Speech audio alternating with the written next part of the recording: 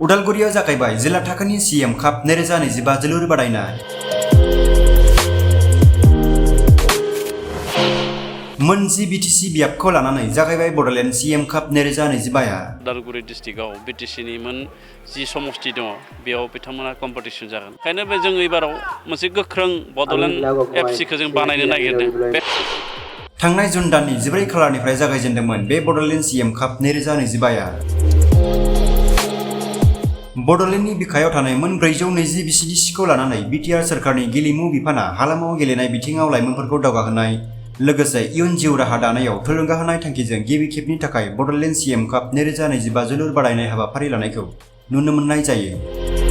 बेनिनो दिनै BCDC थाखोनि बादायलायनाया जोबखांनायनि उनाव कन्स्टिट्युएन्सि एबा जिल्ला थाखोनि बादायलायनाया उदालगुरि जिल्लानि सिङाव थानाय मोनजि BTC बियाबखौ लानानै उदालगुरि सोहोरनि खोला फारसे थानाय उदालगुरि स्टेडियामाव मोनसे हाबाफारिनि गेजेरजों बेखेवनाय जायो। दिनैनि बे बेखेवजेननाय बादायलायनाया मोननै गोहोगोरा जोलुर हानजा 31 नं खैराबारि BTC बियाब आरो 35 नं मोदैबारि BTC बियाबनि गेजेराव जानानै थाङो। बे जोलुर बादायलायनायखौ लानानै बड'लेण्ड CEM काप जिल्ला थाखोनि मासिगिरि एबा BTRनि गेलेमु बिफाननि मावफुं सोद्रोमा दावबैसा बर'आ खौरांगिरिनि सिगाङाव मा फोरमायदों बै आबुङै मिथिना लानो।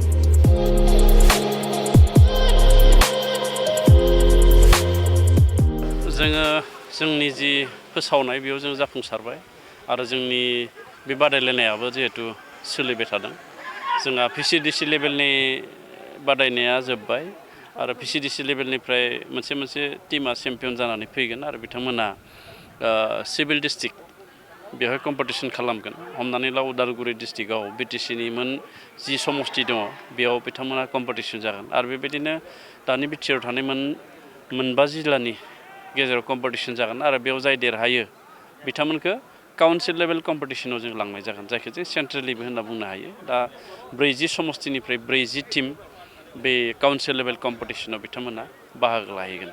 दा बेखायनो बेयो मोनसे जोंनि बड'लेण्ड ओनसोलनि गिदिरथार मोनसे बियो फोरबो एबा इभेन्ट जाफैबाय जोलुर बादायलायनायनि आरो बेखौ जोङो गिबि खेब खुंदों जायखौ बड'लेण्ड CEM काप 1.0 होनना बुंनाय जादों। दा बेवहाय 37 जोंनि टीमा बेवहाय रेजिस्टार जादोंमोन आरो बेयाव गोबां गेलेगिरि रेजिस्टार जादों आरो बिथांमोननि सुबिदानि थाखाय जों जायफ्रा बे टुर्नामेन्टआव एन्ट्रि खालामदों रेजिस्ट्रेसन खालामदों गावखौ सासे गेलेगिरि हिसाबै बबेबा PCDCआव बबेबा क्लाबनि दा बिथांमोननो साफ्रोमनोबो पार्टिसिपेटारि सार्टिफिकेट जोंनिफ्राय होनाय जागोन आरो गासैनोबो बेहाय सार्टिफिकेट थागोन चेम्पियननिफ्राय लानानै गासैहाबो आरो जोङो PCDC लेभेलनिफ्राय जोंनि गेलेगिरि बिथांमोननो चेम्पियन जानाय आरो रानार्स आप जानाय बिथांमोननोबो जोङो दा रां बान्था जोङो लाखिनाय जादों। गतिके जोङो नैबे टुर्नामेन्टनि गेजेरजों जोङो मिजिंथिदों जे जोंनि बड'लेण्ड ओनसोलाव जोलुर बादायलायनायनि जि फोसावनाय जि एवारनेस बियो मोजाङैनो जाफैबाय आरो जायखौ भारतनि गाहाय मन्त्रि बिथाङाबो गावनि मन कि बातआव बेखिनि बाथ्राखौ बुंनायाव जोंनि बे बड'लेण्ड ओनसोलनि बे जोलुर बादायलायनायनि जि थासारि बियो भारत नाङै गायसनजाबाय होननानै जों सानो।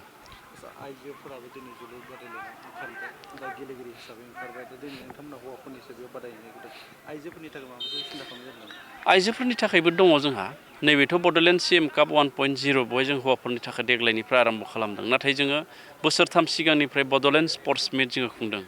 बड'लेण्ड स्पर्ट्स मिट 1 बड'लेण्ड स्पर्ट्स मिट 2 आरो देग्लाय बड'लेण्ड स्पर्ट्स मिट 3 जानानै थांबाय आरो एबाराव 25-26 जों बड'लेण्ड स्पर्ट्स मिट 4 बेखौ जों खुंगोन आरो बेवहाय हौवाफोरबो दङ हिन्जावफोरबो दङ आरो बेयाव गासै इभेन्टखौनो जोङो लाफानानै बेखौबो जोङो बड'लेण्डनि मोनसे गेदेरथार जोङो स्पर्ट्सनि गेलेनायनि मोनसे फोरबो हिसाबै जों खुंबोबाय थादों। दा बेखायनो नैबे बड'लेण्ड CEM कापआ स्पेसियेलि हौवाफोरनि नाथाय बड'लेण्ड स्पर्ट्स मिटआव जोङो आइजोफोरखौबो हौवाफोरजों समान जोङो बादायलायनायाव खाबु होनाय जादों। जोंहा प्रिपारेसना अलरेडि जोब्बाय मानो होनना बुङोब्ला दुरुन कापआ जोंहा क'क्राझारनि साइ स्टेडियामाव जागोन आरो बे साइ स्टेडियामनि आयरन गेलारि जों बेखौ बानायदोंमोन बोसोरनि सिगाङाव आरो दिनै बे आयरन गेलारियाव जों आरो उखुम होबावबाय बेयाव सान्दुं अखानि जेंनानिफ्राय जोंनि नायगिरि बिथांमोना बारग'सिगोन।